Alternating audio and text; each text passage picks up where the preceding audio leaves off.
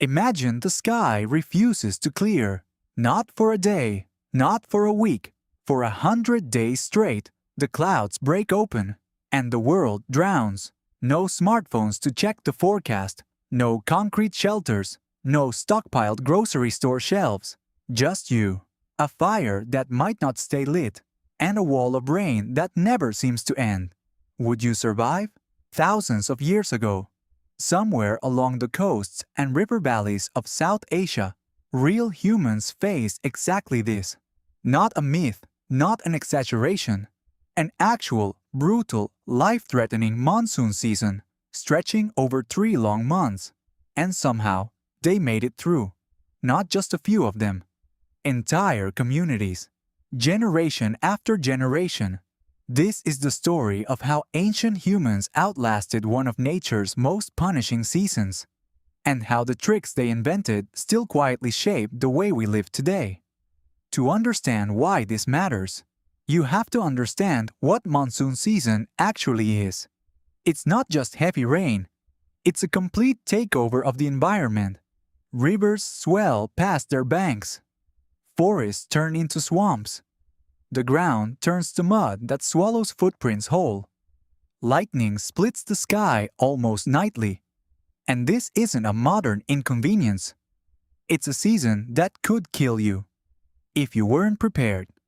Archaeologists studying prehistoric settlements in India, Southeast Asia, and parts of East Africa have found something fascinating. Ancient human groups didn't just endure the monsoon. They planned their entire year around it. Everything, from where they built their homes, to what they ate, to how they told stories, was shaped by these 100 wet days. But here's the surprising part. Many scientists now believe the monsoon wasn't only a threat to early humans. It was also one of the reasons they survived and spread across continents at all. Let's rewind further to understand why. Roughly 70,000 to 40,000 years ago, early Homo sapiens were migrating out of Africa, moving through what is now the Arabian Peninsula and into South Asia. Climate researchers, through ice core samples and sediment analysis, have found evidence that monsoon patterns during this period were far more intense than we experience today. Picture this: a small group of early humans, maybe 20 to 30 people, moving along a river system in search of stable ground. The dry season made travel easy, but as the air grew heavy and the first dark clouds rolled in, they knew what was coming. This wasn't a mystery to them. Their elders had seen it before, and their bodies had learned to read the signs. A change in the smell of the air, a shift in insect activity, birds behaving strangely. Modern meteorologists use satellites and supercomputers to predict monsoon patterns. Ancient humans used ants. Seriously. Researchers studying ingenious knowledge systems have documented how certain communities historically observed ant behavior. Ants moving eggs to higher ground as a natural early warning system before heavy rains. It sounds almost too simple to be real, but evolution rewards attention to detail.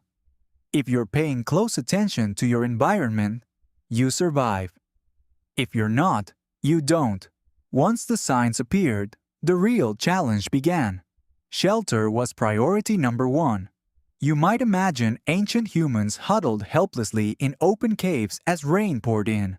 But archaeological evidence tells a very different story.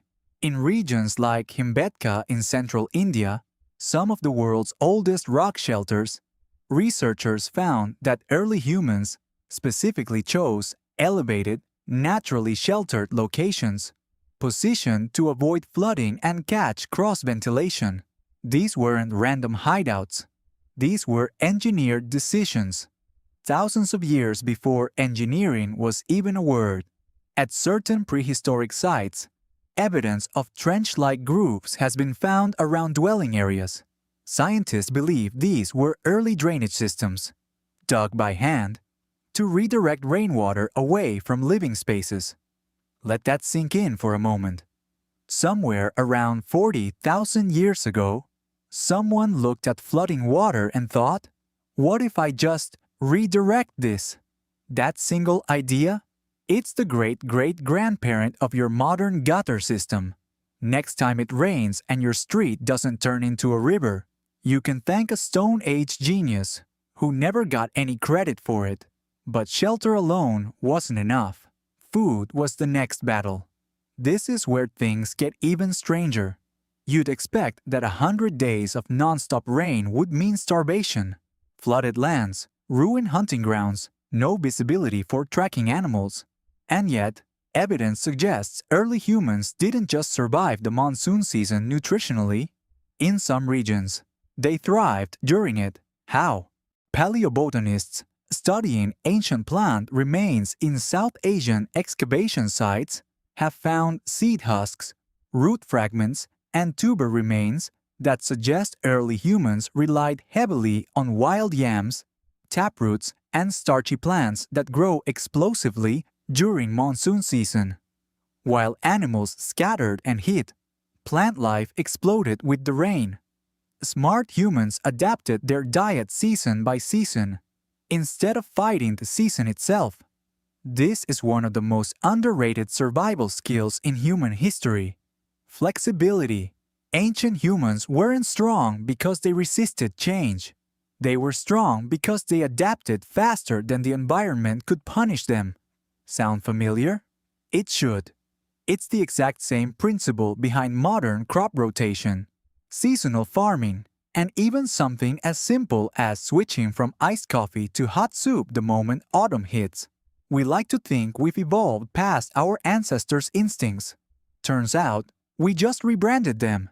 Fishing also became essential during monsoon months.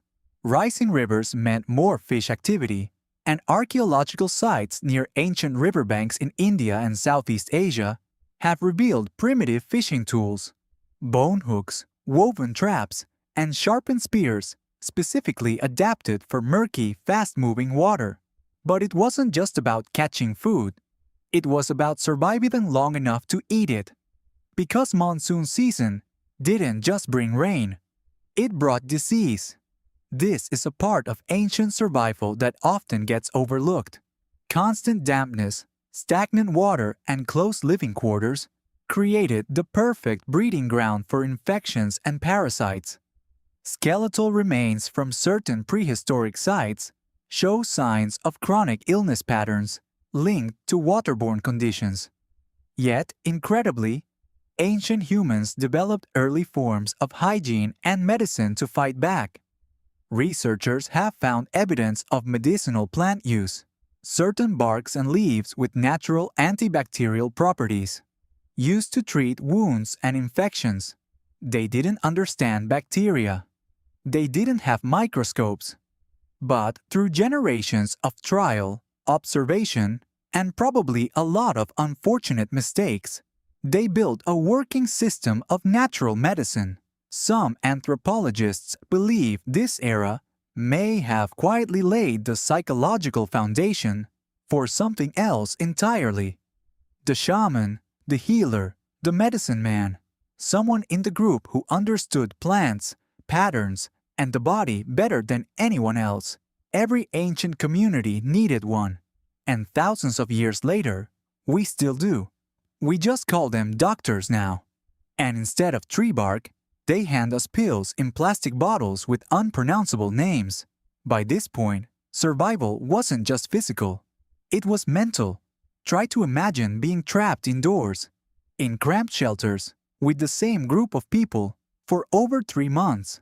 No internet, no books, no electricity, just the sound of endless rain, and the occasional terrifying crack of thunder that makes every child in the group jump. How do you keep from losing your mind? This is where something beautiful emerges from the historical record.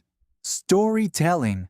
Anthropologists studying isolated tribal communities that still experience extended monsoon seasons today have observed something remarkable.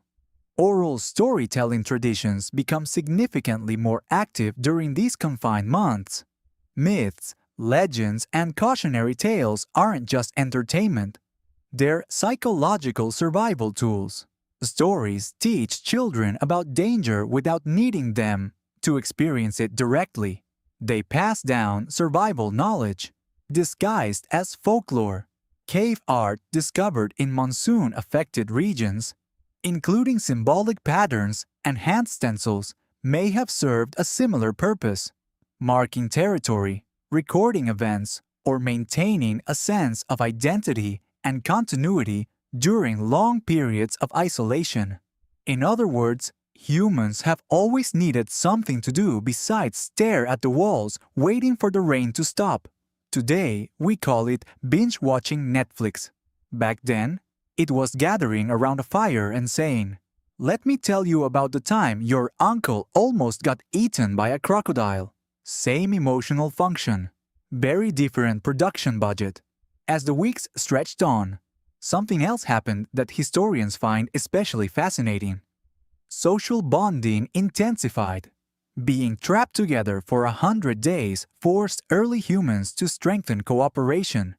Sharing food became essential, not optional. Group decision-making became more structured. Some researchers argue that these extended periods of enforced closeness may have played a role in strengthening early social hierarchies and communication systems, laying groundwork for more complex societal structures later on. Scarcity and isolation, it turns out, don't just test survival. They accelerate social evolution. This connects directly to something modern psychologists have studied extensively. Shared hardship creates stronger social bonds than shared comfort ever could. Ancient humans didn't have team-building retreats. They had monsoon season. Somehow, I think theirs worked better. But let's not romanticize this too much. Survival was still brutal. Not every group made it through unharmed. Flash floods could destroy shelters overnight. Sudden river surges could sweep away food stores. Disease could spread through cramped quarters with devastating speed. Archaeological evidence at certain sites shows abrupt shifts in settlement patterns, suggesting some communities were forced to abandon locations entirely after catastrophic flooding events. This is important to acknowledge because history isn't a highlight reel. For every clever adaptation, there were painful failures. For every innovation, there was probably a group that didn't figure it out in time. That's not a tragic footnote. That's the raw, honest truth of evolution. Survival isn't guaranteed. It's earned, refined, and passed down by those who happen to get it right. And when the 100 days finally ended, when the clouds broke and sunlight returned to the land, it wasn't just relief. It was renewal. Rivers that had flooded left behind fertile soil. Landscapes scorched by dry seasons were suddenly lush and alive. Some researchers believe this cycle, destruction followed by abundance, may have influenced some of humanity's earliest spiritual and seasonal beliefs. Rain as both danger and gift, death and rebirth, wrapped into a single weather pattern. It's not hard to see the roots of countless ancient rain gods and flood myths sitting right here in lived experience, long before they became religion or mythology. So why does any of this matter today? Because the pattern hasn't disappeared. It's just changed shape. We still build our lives around seasons, just with better tools. Farmers still time their crops around monsoon and rainfall cycles. Entire economies in South Asia today remain deeply connected to monsoon patterns, affecting agriculture, water supply, and food prices for hundreds of millions of people. The instincts that helped ancient humans survive 100 days of rain, adaptability, preparation, community, storytelling, resourcefulness, are the exact same instincts modern humans rely on during any crisis, whether it's a natural disaster, a pandemic, or even something as simple as a long, isolating winter. We like to think of ancient humans as primitive, less intelligent, less capable. But when you really look at what they achieved, surviving unpredictable, extreme environments with nothing but observation, cooperation, and raw human ingenuity, it's hard not to feel a strange kind of respect. They didn't have weather apps. They had attention. They didn't have antibiotics. They had experimentation. They didn't have therapy. They had stories. And somehow, that was enough. Maybe that's the real lesson hidden inside 100 days of ancient rain. Survival was never really about fighting nature. It was about learning to listen to it, adapt to it, and move with it, instead of against it. The storm eventually always ends. What matters is who you become while you're still inside it.